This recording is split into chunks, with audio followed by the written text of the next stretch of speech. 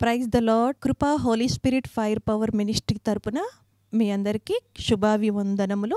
దైవజనుడు గాడ్సన్ గారు దైవ సందేశమును అందించు ఉండగా మీరందరూ విని ఎంతగానో బలపడాలని, ఆత్మీయ మేలులు ఆశీర్వాదాలు పొందుకోవాలని మన ప్రభువుడైన రక్షకుడైన యేసుక్రీస్తు వారి పేరట మేము ప్రార్థిస్తూ ఉన్నాము. Praise the Lord. God bless you to all. Praise the Lord. దేవునికి స్తోత్రం కలుగునుగాక. ఈరోజు ఈ వాక్యం ఇచ్చిన ప్రభు బిడ్డలందరికీ కూడా ప్రభు అయిన యేసుక్రీస్తు నామములో శుభములు, దీవెనలు, మేళ్ళు దేవుడు సమృద్ధిగా వారి మీదికి కుమ్మరించునుగాక. జ్ఞానము కలిగి భూమి మీద దేవుని బిడ్డలందరూ జీవించి తరువాత తరానికి దీవెనలు ఇచ్చుదురుగాక. ఆమెన్. God bless you. దేవునికే సమస్తమైన మహిమ కలుగునుగాక. ప్రియ దేవుని బిడ్డలారా, ఈరోజు దేవుడి వాక్యము జ్ఞానులై ఉండుడి. చెవులు కొట్టి దేవుని కనపడదామా? జ్ఞానులై ఉండుడి. దేవునికి స్తోత్రం కలుగునుగాక. ఈరోజు భూమి మీద జీవిస్తున్నటువంటి అనేక మంది వ్యక్తులలో లేకపోతే మనుషులలో జ్ఞానము కలిగిన వాళ్ళు ఎవరు, జ్ఞానము లేని వాళ్ళు ఎవరు అనే దాని గురించి మాట్లాడుతూ కొన్ని అద్భుతమైన మాటలు పరిశుద్ధాత్మ దేవుడు ఈరోజు నీతో మాట్లాడాలని ఆశ కలిగి ఉన్నానండి. అయితే దేవుని గురించి తెలియని వ్యక్తి, జ్ఞానము లేని వ్యక్తి తన ఇష్టానుసారంగా జీవిస్తాడండి. అయితే ఈ భూమి మీద లోక సంబంధమైన జ్ఞానం వేరు, దైవ సంబంధమైన జ్ఞానం వేరు. లోక సంబంధమైన జ్ఞానంతో నువ్వు ఎవరినైనా పడగొట్టచ్చు, ఏ మోసమైనా చేయొచ్చు, ఏ దగా అయినా చేయొచ్చు, ఎన్ని అబద్ధాలైనా చెప్పచ్చు, ఎన్ని మాయ మాటలైనా చెప్పచ్చు, ఏ విధము చేత నువ్వు ఏమైనా చేయొచ్చు, దాన్ని పొందుకోవచ్చు. లోక సంబంధమైన జ్ఞానము అది నీకు క్షేమాన్ని అయితే ఇవ్వదు. లోక సంబంధమైన జ్ఞానము నీకైతే ఆశీర్వాదాన్ని అయితే ఇవ్వదు. పొందుకున్నా కూడా అది ఆశీర్వదించబడినట్లుగా ఉంటుంది, కానీ శాశ్వతమైన తరతరములు దీవించబడేటువంటి జ్ఞానం ఇవ్వదు. ప్రియదేవుని బిడ్డలారా, ఎందుకంటే లోక జ్ఞానము, లోక కోరికలు, లోక ఆశలు, లోక తలంపులు, సుఖము, సంతోషము, ఆనందము, స్వార్థము ఇవే ఉంటాయి. కాబట్టి ఇంకొకటి ఉండదు. వాళ్ళకి మించి మేము ముందుకెళ్ళాలి, వాళ్ళకి మించిగా మేము ముందుకు సాగాలి. దాని కొరకు మనుషులు దేని విషయంలో అయినా బరిదెగించి నిర్ణయాలు తీసుకుంటారు. అయితే దైవ జ్ఞానం అలా ఉండదండి. ఆ దైవ జ్ఞానం పొందుకున్న వ్యక్తి యోచించి భయపడి ఆ వ్యక్తి ద్వారా ఏ వ్యక్తికి పాపాన్ని అంటించకుండా, శాపాన్ని అందించకుండా, దరిద్రతను అందించకుండా, లేమిని అందించకుండా, తలదించుకునే స్థితిని అందించకుండా ఒక అద్భుతమైన రీతిలో అతని జీవిత యాత్ర ఉంటుంది. అందుకే ఆ వ్యక్తి జ్ఞానము కలిగిన వ్యక్తి. దైవ జ్ఞానం అనేది చాలా ప్రాముఖ్యమైనది. నీ జీవితాన్ని నిలబెట్టేది, నీకు దీవెని తీసుకొచ్చేది, నీకు ఆశీర్వాదం తీసుకొచ్చేది, నిన్ను ఉన్నతమైన స్థితికి తీసుకెళ్లేది, నీకు ఘనతనిచ్చేది దైవ జ్ఞానం. నిన్ను పరిశుద్ధుడిగా చేసేది దైవ జ్ఞానం, నిన్ను నీతిమంతుడిగా చేసేది దైవ జ్ఞానం. దైవ జ్ఞానం ద్వారా నువ్వు బలాన్ని పొందుకుంటావు, శక్తిని పొందుకుంటావు, అపవాదిని చెదగదొక్కుతావు, అద్భుతమైన జీవితం జీవించి చక్కటి మార్గం నడుస్తావు. ఈ మాట చెప్పేదానికి ముందు ఒక మాట చెప్పాలని ఆశతో ఎదురు చూస్తున్నాను. ప్రియదేవుని బిడ్డలారా, నేను యేసుక్రీస్తుని విశ్వసించగా నమ్మకం కలిగి నా ఇష్టానుసారంగా లోక జ్ఞానంతో ఎంజాయ్ చేసేవాడిని, జీవించేవాడిని, ఇదే కరెక్ట్ అనుకునేవాడిని, ఇలాగనే బ్రతుకుతే కావలసినవన్నీ పొందుకోవచ్చు కదా అనుకునేవాడిని, అలా జీవిస్తూ ముందుకు సాగేవాడిని. దేవుడి జ్ఞానం తెలుసుకున్న తర్వాత ఏవేవి లోక సంబంధమైనటువంటి జ్ఞానం ద్వారా నేను నాశనం అయిపోయానో, తప్పిదం పాపం చేశానో తెలుసుకొని ఆ లోక సంబంధమైన జ్ఞానాన్ని విడిచిపెట్టి దైవ సంబంధమైన జ్ఞానం పొందుకొని దేవుడి మార్గంలో నడచడం మొదలుపెట్టిన తర్వాత ఒకరోజు మా నాన్నని ఎక్కించుకొని నేను బైక్లో వెళ్తున్నా కడపకు. మా నాన్న అన్నాడు, మా నాన్నతో నేను మాట్లాడుతున్నా, నాన్న దేవుని ఎదుట నువ్వు చేసిన ప్రతి తప్పిదాన్ని ఒప్పుకొని విడిచిపెట్టు, ప్రతి పాపాన్ని ఒప్పుకొని విడిచిపెట్టు, దేవునికి విరోధంగా ఏదైతే చేసావో నా తండ్రికి చెప్తున్న వాటన్ని ఒప్పుకొని విడిచిపెట్టి, నేను నా తండ్రి చాలా మంచివాడు, పరిశుద్ధుడు, నీతిమంతుడు, యథార్థవంతుడు, దేవుని యందు భయభక్తులు కలిగిన వ్యక్తి అని నువ్వు లేకుండా వెళ్ళిపోయిన తర్వాత కూడా నేను చెప్పుకునే విధంగా నువ్వు ఒక మంచి జీవితం జీవించాలని ఆశ కలిగి ఉన్నా నాన్న. అలా నువ్వు జీవిస్తే నేను సంతోషిస్తా. ఒకవేళ నువ్వు అలా జీవించకుండా పోయినట్లయితే మేము మా నాన్న గురించి చెప్పుకునే దానికి మా దగ్గర ఏ ప్రత్యేకత లేదు. ఎందుకంటే మాకు తెలుసు మా నాన్న ఎలా జీవించాడో, లోకానికి తెలుసు. సిగరెట్ తాగేవాడు, మందు తాగేవాడు, ఇచ్చలవిడిగా తిరిగేవాడు, లేకపోతే దేనికి లెక్క చేయనివాడు అని మేము చెప్పుకోవాలంటే చాలా కష్టం కదా నాన్న.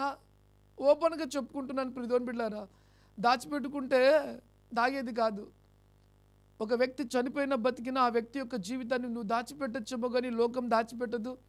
లోకం దాచిపెట్టిన దేవుడికి మరుగనేది లేదు. అందుకే ధైర్యంగా చెప్తున్నా. మా నాన్నతో మాట్లాడుతున్నప్పుడు మా నాన్న నా గురించి ఇంతగా నా బిడ్డ ఆలోచన చేస్తున్నాడా, ఈ ఆలోచన చేసే ధన్యత దేవుడు నాకు ఇచ్చాడు. ఎందుకు తెలుసా? దేవుని తెలుసుకున్న తర్వాత నాకు బుద్ధి వచ్చింది, జ్ఞానం వచ్చింది, తెలివి వచ్చింది. కాబట్టి మా నాన్న బాగుండాలి, నా కుటుంబీకులు బాగుండాలి, అందరూ బాగుండాలనే తలంపుతో అందరి మేలు కోరుకోవడం మొదలుపెట్టాను. మా నాన్నతో మాట్లాడుతుంటే మా నాన్న అన్నాడు, ఒరే నేను ఎప్పుడు మందిరానికి తీసుకెళ్ళా, చర్చికి తీసుకెళ్ళా, పుట్టింది మొదలుకొని తీసుకెళ్ళా, మరి నాకు ఇది చెప్తున్నావు నువ్వు, ఇది ఎలా సాధ్యం?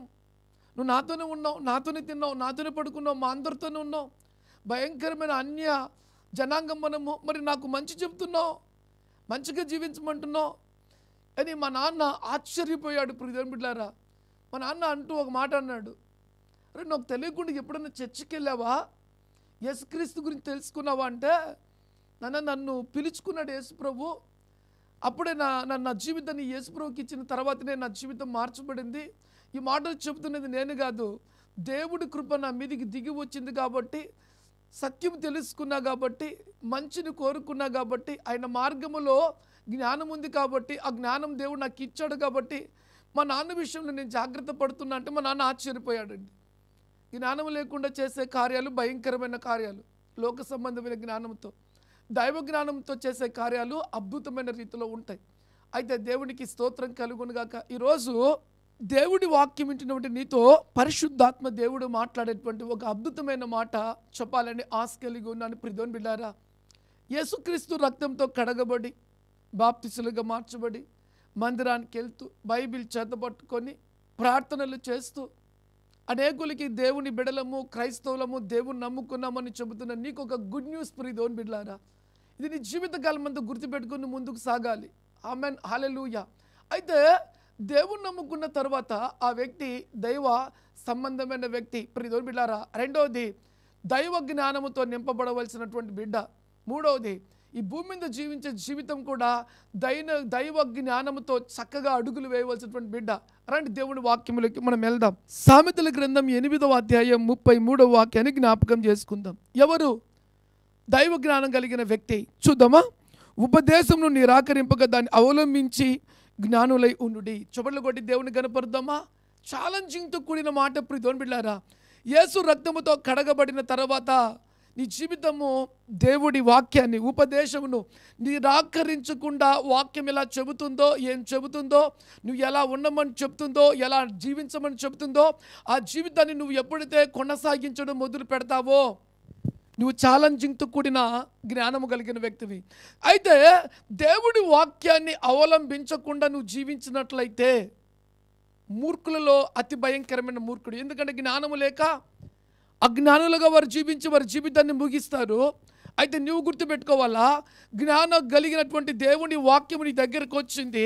నువ్వు ఒక చక్కటి జీవితము జీవించమని పరిశుద్ధాత్మ దేవుడు నీకు సెలవిచ్చినప్పుడు దేవుడు వాగ్దానముల ద్వారా, ప్రవచనముల ద్వారా, పరిశుద్ధ గ్రంథములో మన భవిష్యత్తు ఎలా ఉండాలో, మన మాట తీరు ఎలా ఉండాలో, మన జీవిత విధానం ఎలా ఉండాలో, ఏటి మార్గములో వెళితే మనం జ్ఞానులై ఉంటామో దేవుడు చెప్పిన తర్వాత ఆ దేవుని మార్గములో వెళ్ళినట్లయితే మన జ్ఞానులము, లేకపోతే జ్ఞానులము కాదు. ప్రియమైన బిడ్డలారా, ఈ మాట మరొకసారి నేను మీతో పంచుకోవాలని ఆశ కలిగి ఉన్నాను. ప్రియమైన బిడ్డలారా, సామెతలు 8:33 ఉపదేశమును నిరాకరింపగా దాన్ని అవలంబించి, ఉపదేశమును నిరాకరింపగా దాన్ని అవలంబించి, ఉపదేశమును నిరాకరించక దాన్ని అవలంబించి. చాలా మంది జీవితంలో అజ్ఞానులుగా మార్చబడతారని పరిశుద్ధాత్మ దేవునికి తెలుసు. అందుకే దేవుడు ఏం చెప్తున్నా తెలుసా? ఉపదేశమును నిరాకరింపగా తన బిడ్డలు యేసు రక్తంతో కడగబడినప్పటికీ కూడా దేవుడి వాక్యాన్ని తృణీకరించి ఏమవుతారు తెలుసా?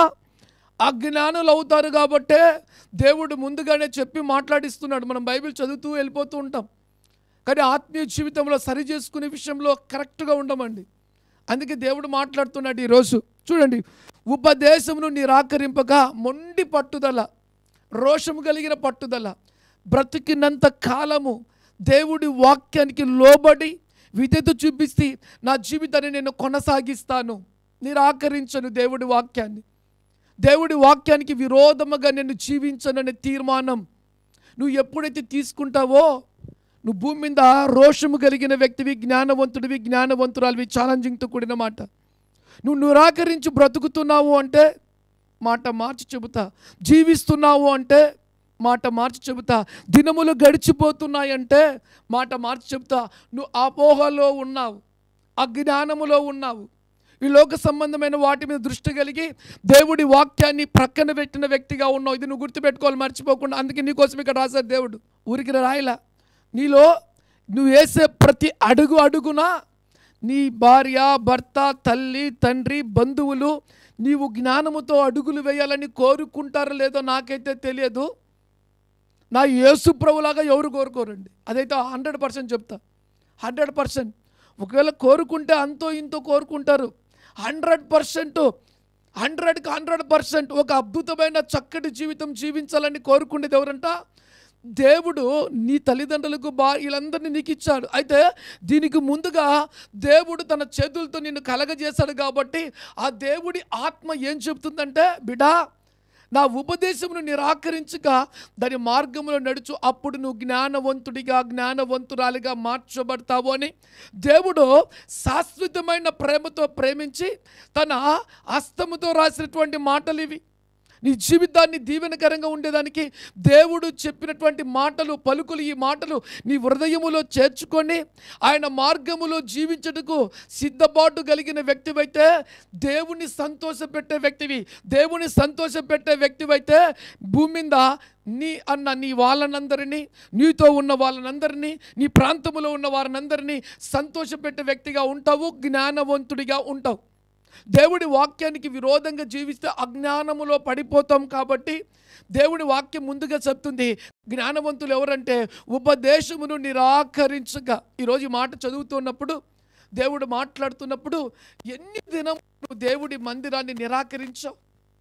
ఎన్ని దినములు దేవుడు వాక్యం చెబుతుంది, ఇది చెయ్యొద్దు, ఇది చెయ్యి, ఇది కరెక్ట్ అయింది కాదు, ఇది కరెక్ట్ అయిందన్నప్పుడు నువ్వు ఎన్ని మార్లు దేవుడి వాక్యాన్ని నిర్లక్ష్యం చేసి ప్రక్కన పెట్టి, మాట చెప్పమంటారా, వాక్యాన్ని విడిచిపెట్టి నువ్వు అడుగులు ముందుకేస్తావు. అజ్ఞానముతో నువ్వు అడుగులు వేసినప్పుడల్లా అవన్నీ నీ మీద సాక్షిగా ఉంటాయి. బిడ్డ, బి కేర్ఫుల్.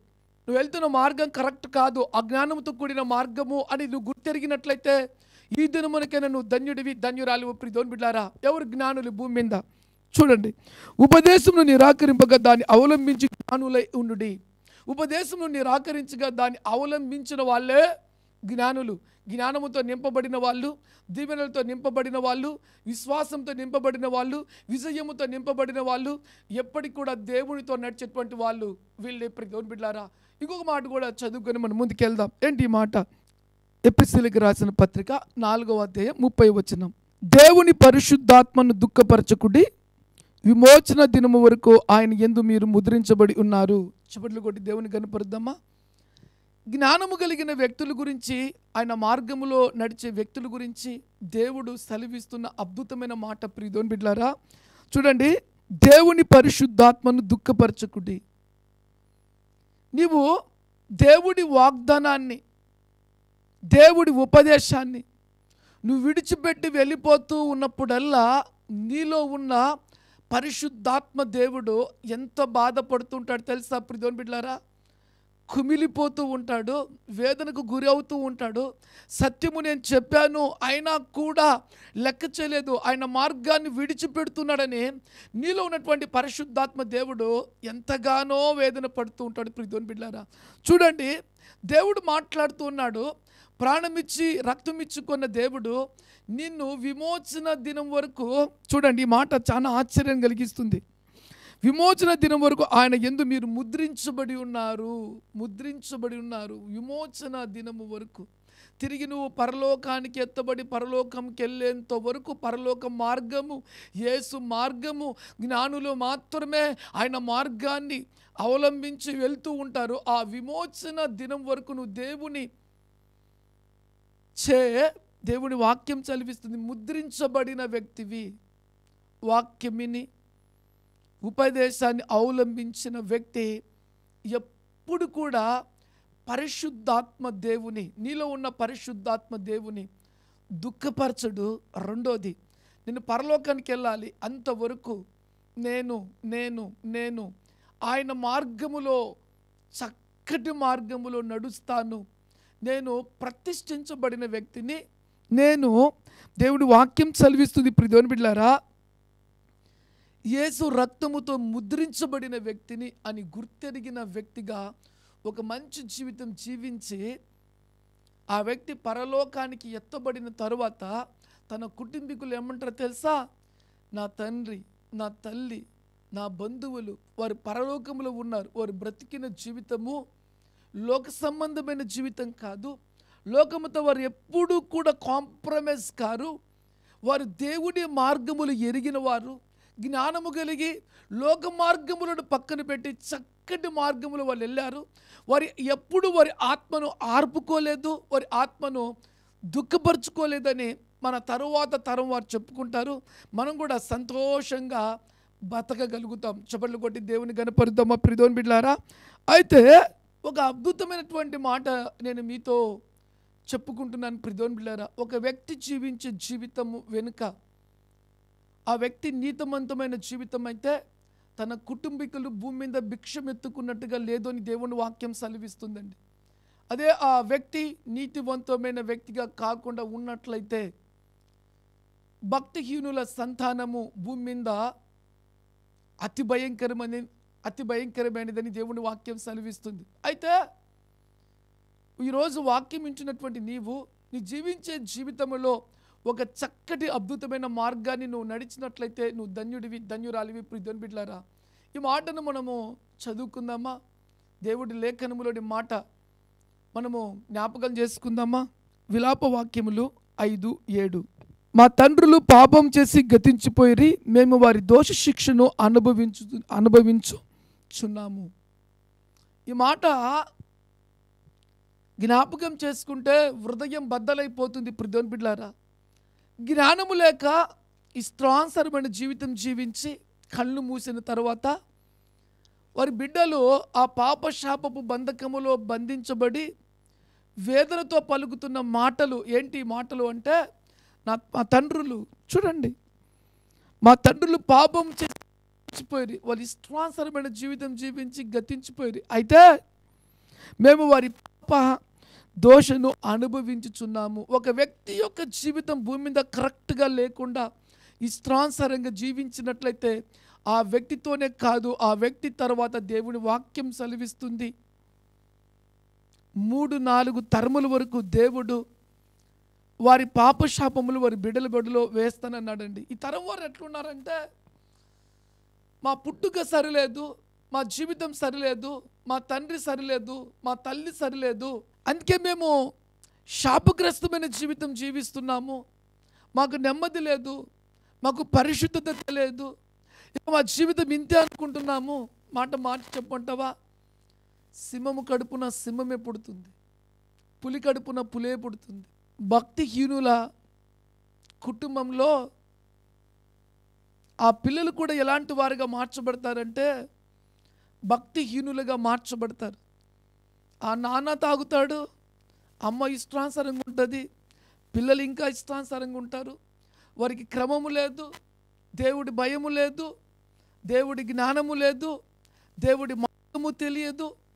తండ్రులు చనిపోతారు, అది పిల్లలు శాపగ్రస్తమైన వ్యక్తులుగా ఉంటారు. ప్రియమైన బిడ్డలారా, ఒక చక్కటి మాట నేను మీతో పంచుకోవాలని ఆశ కలిగి ఉన్నానండి. నేను ఒక కుటుంబాన్ని చూశాను ప్రియమైన బిడ్డలారా. ఆ కుటుంబానికి ఎంతమంది సంతానం అంటే 12 మంది. 12 మందిలో తండ్రి తల్లి ఇద్దరు నేను కళ్ళతో చూస్తుండగా వారి ఇష్టానుసారమైన జీవితం జీవించి చనిపోయినారండి. ఆ 12 మంది బిడ్డలు యవ్వన స్థితికి రాకతలికే వారి ఇష్టానుసారమైన జీవితాలు యంగ్ ఏజ్లో భయంకరమైన పాపానికి బానిసలుగా మార్చబడి పేరు లేని జీవితం, ఖ్యాతి లేని జీవితం, పరిశుద్ధత లేని జీవితం, ఏ కల్మిషితమైన పాపాలైనా చేసేదానికి బరిదెగించారు. చివరికి ఏమైనా తెలుసా అండి, వాళ్ళు కూడా 1 by 1 యంగ్ ఏజ్ వచ్చే లోపుకి పాపపు క్రియలతో, చెడు సవాసాలతో, చెడు స్నేహాలతో, అల్లరితో, ఆట పాటలతో, భయంకరమైన విపత్తులతో వారు కూడా ఏమైపోయినారంటే అందరూ కూడా 1 by 1 యంగ్ ఏజ్కి అడుగు పెట్టకొద్ది చనిపోయినారు. నాకైతే అనిపించింది, వారిని చూసి ఎంతో బాధ అనిపించిందండి. నేను వెళ్ళి యేసుక్రీస్తు గురించి చెప్పాను, వస్తాంలే అన్నారు. కానీ దేవునికి దూరంగానే జీవించే వారి యాత్రను ముగించినప్పుడు మనసు నిండా బాధ అనిపించింది, బిడ్డ ఈరోజు ఎందుకు ఈ మాట నేను చెప్తున్నాను తెలుసా? తల్లిదండ్రుల యొక్క పాపశాపాలు 3-4 తరముల వరకు దేవుడు వారి పిల్లల మీద వేస్తాడు. అందుకే నువ్వు జీవించేటువంటి కొద్ది కాలపు జీవితంలో నీతిమంతులని జ్ఞాపకం చేసుకుంటే ఆశీర్వాదం అని గుర్తుపెట్టుకొని నీలాగా నీ బిడ్డలు ఉండాలని, నీలాగా నీ కుటుంబం ఉండాలని, ఒక రోషము కలిగి ఒక మంచి జీవితం జీవించమని ప్రభు పేరుతో నేను కోరుకుంటున్నాను. ప్రియ దేవుని బిడ్డలారా, చూడండి, తండ్రి చేసిన తప్పుడడుగు, తల్లి చేసిన తప్పుడడుగు, కుటుంబం మొత్తం అంతా కూడా చెడిపోయింది. ఆ కుటుంబంలో ఉన్న పిల్లలు కూడా చెడిపోయారు. వారి ద్వారా ఎంత భయంకరమైన పాపం ఈ లోకంలో ప్రబలి ఉంటుందంటే ఇక చెప్పుకోవాలంటేనే బాధ అనిపిస్తుంది, భయం అనిపిస్తుందండి. అందుకే ప్రియ దేవుని బిడ్డ, నువ్వు గుర్తుపెట్టుకోవాలి, ఈరోజు నువ్వు జీవించే జీవితము నీ తర్వాత నీ పిల్లలకు, నీ కుటుంబానికి, నీ కుటుంబానికి దీవెనకరంగా ఉండడం దేవుని చిత్తం. అయితే నువ్వు ప్రాణముతో ఉన్నప్పుడే నీ క్రియలను ఒప్పుకొని విడిచిపెట్టినట్లయితే నువ్వు ధన్యుడివి. రక్త సంబంధం అంటారు తెలుసా? రక్త సంబంధ ఆస్తులు అంటారు తెలుసా? మా నాన్న ఆస్తి నా సొంతం అంటారు తెలుసా? నేను దానికి వారసుడు అంటారు తెలుసా? పాపాలకి వారసుడిగా రమ్మని చెప్పడానికి ఎవరు రారు. మీ నాన్న తప్పిదం చేస్తాడు, దీంట్లో భాగం ఉందంటే నాకు సంబంధమే లేదంటారు. అప్పటికి మటుకు మనుషులు ఒప్పుకోరు. అయితే సర్వశక్తివంతుడైన దేవుడు మనుషుల స్వార్థాన్ని తెలిసి అన్ని విధాలుగా సమానంగా దేవుడు దీవెనలు కుమ్మరించాడండి. మనుషులు ఒప్పుకోకపోయినా ఒప్పుకున్నా ఆయన న్యాయాధిపతి అయినటువంటి దేవుడు, ఆయన అన్యాయస్తున్న దేవుడు కాదు. అది నాకైనా నీకైనా తీర్పు మటుకు దేవుని దగ్గర కరెక్ట్గా ఉంటుందండి. అది మార్చేదానికి కాదు. వారి క్రియల చొప్పున దేవుడు వారికి ప్రతిఫలం ఇస్తానని దేవుడు వాగ్దానం చేసేటువంటి దేవుడు. ప్రతి బిడ్డ జీవితంలో కూడా దేవుడి న్యాయమే జరుగుద్ది. దేవుడికి స్తోత్రం కలుగునుగాక. వీళ్ళ ఆస్తులు మాత్రమే కోరుకుంటారు, వీరికి తెలియదు వీళ్ళు స్వార్థపరులు కాబట్టి దేవునికి ముందుగానే తెలుసు ఎవరికి ఏది ఎప్పుడు ఇవ్వాలనో అన్నీ కూడా ఫిక్స్ చేసి పెట్టాడు. అంతే. నువ్వు నీ తల్లికి తండ్రికి పుట్టిన తర్వాత నువ్వు ఎంత స్వార్థపరుడిగా జీవించావో అది కూడా దేవునికి తెలుసు. అందుకే చాలా జాగ్రత్తగా జీవించాలి. దేవుడికి తెలుసు తల్లిదండ్రుల పాపశాపంను 3-4 తరముల వరకు బిడ్డల మీద వేస్తాడు కాబట్టి నువ్వు అప్పటికైనా తెలివి తెచ్చుకొని జాగ్రత్త పడి దేవునికి లోబడి భయపడి దేవునికి ఇష్టకరంగా జీవిస్తామని దేవుడు ఎంతగానో కోరుకుంటున్నాడు నిన్ను. కానీ నువ్వు సిద్ధపాటు కలిగిన వ్యక్తిగా ఉన్నట్లయితే నువ్వు ధన్యుడివి, ధన్యురాలివి. ప్రియ దేవుని బిడ్డ, రాండి దేవుడి వాక్యములకి వెళ్దాం. నువ్వు ప్రాణముతో ఉన్నప్పుడే ఒప్పుకొని విడిచిపెట్టి నీ ద్వారా దీవెనలు కుమ్మరించబడాలి ఈ లోకానికి. చూద్దాం, దేవునికి స్తోత్రం కలుగునుగాక. హోషేయ గ్రంథం 14వ అధ్యాయం 2వ వచనాన్ని మనం జ్ఞాపకం చేసుకుందాం. మాటలు సిద్ధపరచుకొని యెహోవా వద్దకు తిరుగుడి, మీరు ఆయనతో చెప్పవలసినదేమనగా మా పాపములన్నిటినీ పరిహరింపుము. ఎడ్లకు బదులుగా నీకు మా పెదవులను అర్పించుచున్నాము, అంగీకరింపదగినవి అవే మాకున్నవి. చప్పట్లు కొట్టి దేవుని గణపరుద్దామా? ఈ మాట చూడండి, హోషేయ ప్రవక్త ద్వారా దేవుడు మాట్లాడుతున్నప్పుడు అద్భుతమైన మాట. మాటలు సిద్ధపరచుకొని యెహోవా వద్దకు తిరుగుడి, దేవుని దగ్గరికి తిరగాలంట. తిరిగి మీరు ఆయనతో చెప్పవలసింది ఏమనగా మా పాపములన్నిటినీ పరిహరింపుము. మేము మా తల్లిదండ్రులు, మా పూర్వీకులు, మా పెద్దలు చేసిన పాపములన్నీ కూడా పరిహరింపుము. ఇదిగో మేము ఒప్పుకుంటున్నాము. మా కొరకు కలువరి సిలువలో కార్చిన ఆ మూల్యమైన యేసు రక్తముతో కడిగి మాకు విడుదలివి, మాకు విమోచన ఇయ్యి అని ఆయన మార్గం వైపు తిరిగి నువ్వు ప్రార్థన చేసినట్లయితే నిజముగా నువ్వు ధన్యుడివి, ధన్యురాలివని ప్రభు పేరుతో మనవి చేస్తున్నాను. ప్రియ దేవుని బిడ్డ, నీ వ్యక్తిగత జీవితంలో ఒక బలమైన ఒడంబడిక నువ్వు ఎప్పుడైతే దేవునితో చేసుకుంటావో నువ్వు గెలిచిన వ్యక్తివి. నీ నుంచి నీ తర్వాత నీ బిడలకు దీవెనలే వస్తాయి, కానీ శాపాలు రావు. ప్రియ దేవుని బిడ్డలారా, అయితే ఈ వాక్యం వింటున్నటువంటి మీ అందరితో కూడా ప్రభువైన యేసుక్రీస్తు నామంలో ఒక శుభవచనాన్ని నేను రిలీజ్ చేస్తున్నానండి. ఏంటి ఈ మాట? చూడండి మాట. యెహెజ్కేలు గ్రంథం 18వ అధ్యాయం 19వ వాక్యాన్ని జ్ఞాపకం చేసుకుందాం. అయితే మీరు కుమారుడు తన తండ్రి యొక్క దోష శిక్షను ఎలాగా మోయుట లేదని చెప్పుకొనుచున్నారు. ఈ మాట చూడండి. నీవు నీ కుమారుడు తండ్రి యొక్క శిక్షను ఎలాగా మోయటలేదని చెప్పుకుంటున్నారంటే, యేసుక్రీస్తు రక్తముతో కడగబడిన తర్వాత తల్లిదండ్రుల, పూర్వీకుల, పెద్దల పాపములన్నీ కొట్టివేయబడతాయి. ఏ వ్యక్తి అయితే యేసుక్రీస్తుని అంగీకరిస్తాడో ఆ వ్యక్తి జీవితంలో తల్లిదండ్రుల, పెద్దల, పూర్వీకుల పాపములు కొట్టివేయబడతాయి. కాబట్టి లోకమంటది మీ తండ్రిలాగా మీ తల్లిలాగా మీరు జీవించలేదు, మార్చబడ్డారు. వారు ఎటువంటి వారు తెలుసా? బయటికి ముఖాన్ని మీకు చెప్పలేరు, కానీ ప్రపంచంలో ఉన్న ప్రతి ఒక్కరు కూడా ప్రతి ఒక్కరితో చెప్పుకుంటూ ఉంటారండి. కొంతమంది తెలుసుకున్న వారు అసహించుకుంటూ ఉంటారు. అయితే వాక్యం చెప్తుంది ప్రియ దేవుని బిడ్డలారా, ఒక అద్భుతమైన జీవితము జీవించాలి అంటే యేసుక్రీస్తుతోనే సాధ్యమండి. యేసుక్రీస్తుతో సాధ్యము. ఒక మాట చెప్పాలని ఆశ కలిగి ఉన్నానండి. నేను ఒక చోటికి యేసుక్రీస్తుకు స్వార్థ ప్రకటించడానికి వెళ్ళినప్పుడు ఒక పబ్లిక్ మీటింగ్లో నన్ను మాట్లాడారు. మీ నాన్న ఒక తాగుబోతాడు కదా, మీ నాన్న ఒక మట్కా ఆడేవాడు కదా అని పబ్లిక్లో మాట్లాడితే నేను అలాగనే చెప్పాను. కాదు, అబద్ధం అని చెప్పలే. అవునండి అబద్ధము చెప్పడానికి మాకు అవకాశం లేదు, సత్యమే, మేము దాచిపెట్టుకుంటే దాగేది కాదు అని చెప్పి, అయితే నేను యేసుక్రీస్తుని అంగీకరించాను, నా జీవితం మార్చబడింది, నా పాపాలు ఒప్పుకున్నాను, విడిచిపెట్టాను, ఒక అద్భుతమైన జీవితం నాకు ఇచ్చాడని చెప్పినప్పుడు అందరూ ఆశ్చర్యపోయి చప్పట్లు కొట్టారు. ప్రియ దేవుని బిడ్డలారా, ఈరోజు నీ మీద కూడా నీవు నీ బిడ్డలు దీవించబడాలి అంటే, నీ తల్లిదండ్రుల, పూర్వీకుల, పెద్దల పాపశాపములు నీ మీద లేకుండా ఉండాలి అంటే అది యేసుక్రీస్తు రక్తముతో కడగబడితే, ఆయన మార్గములో నడిచినట్లయితే నీకు, నీ బిడ్డలకు క్షేమము, దీవెన, మేలు కలుగుతుంది. ప్రియ దేవుని బిడ్డలారా చూడండి. అయితే మీరు మీ కుమారుడు తన తండ్రి యొక్క దోష శిక్షను ఎలాగా మోయట లేదని చెప్పుకొనుచున్నారు. కుమారుడు నీతి న్యాయములను అనుసరించి నా కట్టడములను అనుసరించి గైకొనును గనుక అతడు ఆవశ్యకంగా బ్రతుకును. చూడండి, ఎప్పుడైతే యేసుక్రీస్తును నమ్మి విశ్వసించి బాప్తిస్మలుగా మార్చబడి నీతి, నియమము, పవిత్రత, పరిశుద్ధత, యథార్థత కలిగి ఆయన మార్గములో మనము నడచడం మొదలు పెడతామో ఒక అద్భుతమైన బ్రతికిన వారమే. మన బ్రతుకు అద్భుతమైన మంచి బ్రతుకుగా కాకుండా ఉన్నట్లయితే బ్రతికిన చచ్చిన వారితో సమానం.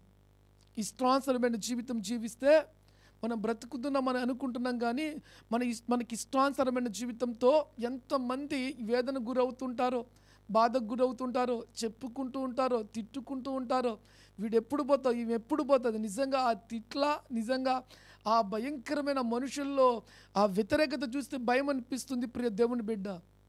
కానీ మనం బ్రతుకు ఒక అద్భుతమైన బ్రతుకుగా ఉండాలి. మన గురించి చెప్పుకోవాలి.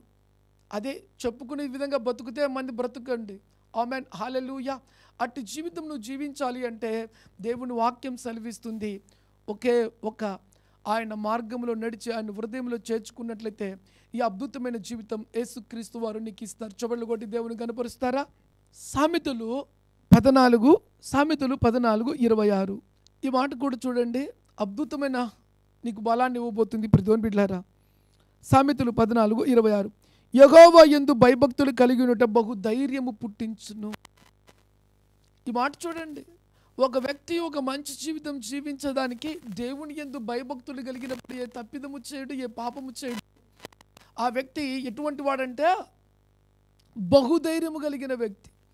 పాపం చేసిన వాళ్ళు కాదు, దేవుడి ఆజ్ఞ అతిక్రమించి విరోధంగా జీవించిన వెంటనే ఆ వ్యక్తిలో ఏం చచ్చిపోతుందంటే ధైర్యం చచ్చిపోద్ది. పిరిగివాడిగా మార్చబడతాడు, బలహీనుడిగా మార్చబడతాడు, బలహీనురాలిగా మార్చబడుతుంది, తలదించుకునే వ్యక్తిగా మార్చబడతారు, తల ఎత్తుకునే వ్యక్తిగా ఉండదండి. ఆత్మ శరీరం లాగా ఉండొచ్చేమో, ఆత్మ బలహీనం. అయితే దేవుని వాక్యం సెలవిస్తుంది, ఆయన యందు భయభక్తులు కలిగిన వారు చూడండి, ఆయన యందు యెహోవా యందు భయభక్తులు కలిగి ఉండుట బహుధైర్యము పుట్టించును. ధైర్యము వేరండి.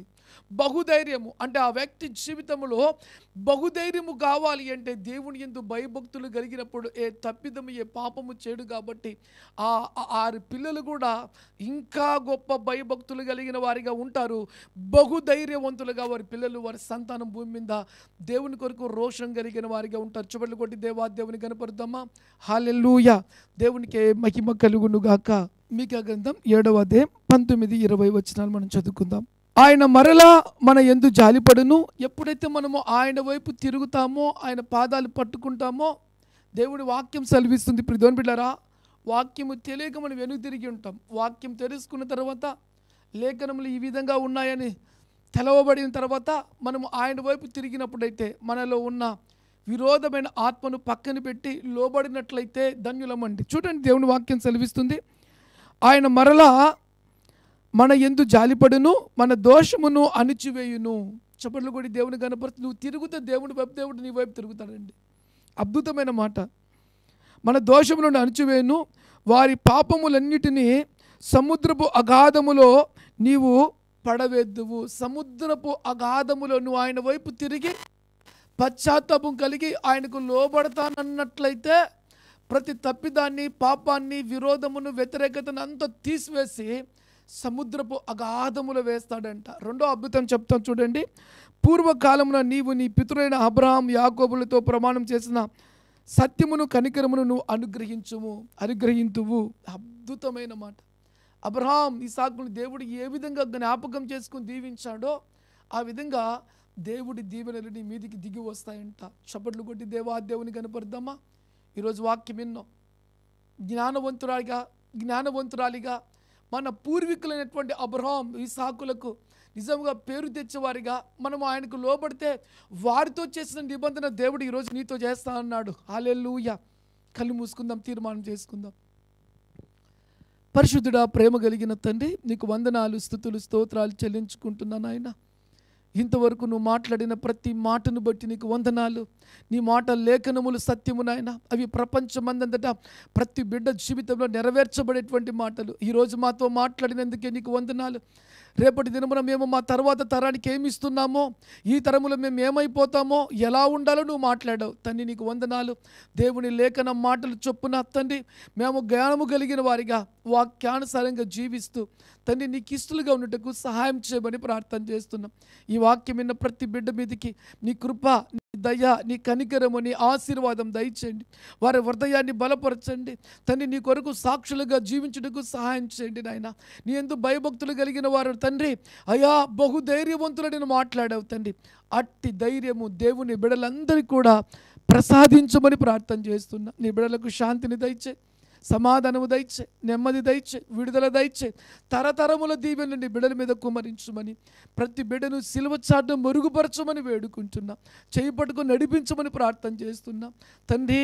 నీ బాహుబలమును చాపి వర్ధిల్లింపు చేయమని ప్రార్థన చేస్తున్నా. కొదవలు కొరతను తీర్చండి నాయన. ఒకవేళ నీకు విరోధముగా లోక జ్ఞానముతో ఎవరైనా అడుగులు వేసినట్లయితే తండ్రి ఆ జ్ఞానమును నీ బిడ్డల నుంచి విడిపించండి నాయన. దైవ జ్ఞానముతో భయభక్తులతో నడిపించి గొప్ప ఆశీర్వాదాలతో నింపమని యేసు పేరుతో ప్రార్థించి దీవెనలను పొందియున్నాము తండ్రి. ఆమెన్. God bless you. దేవుడి మిమ్మల్ని దీవించునుగాక. ఆమెన్.